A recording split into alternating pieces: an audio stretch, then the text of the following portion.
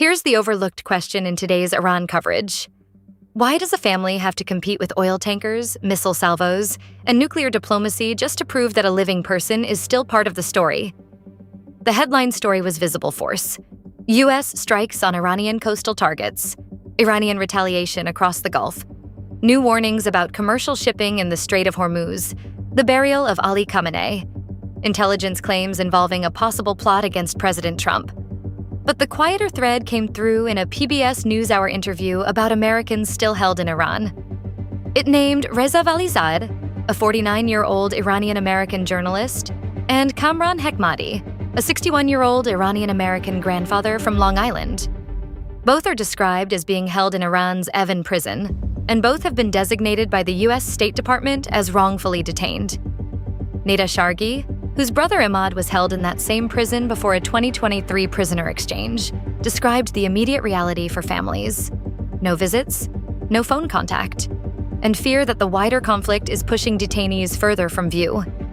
That is the connection the headlines missed. Wrongful detention is not separate from the crisis. It can become part of the leverage.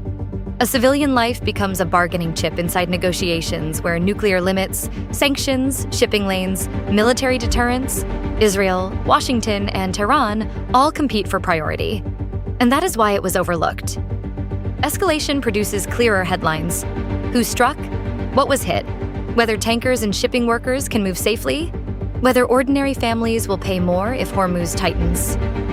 A hostage case moves more quietly through envoys, meetings, prisoner exchange channels, and relatives pressing officials not to let a person become a file. Shargi's sharpest point was procedural. She said the Iran envoy had not met with the detainees' families, comparing it to operating on a patient without meeting the patient. So the open question is not only whether the bombing pauses or the strait stays open. It is whether Reza Valizad and Kamran Hekmati can be moved back to the center before strategy turns them into footnotes. Follow for the daily forgotten story.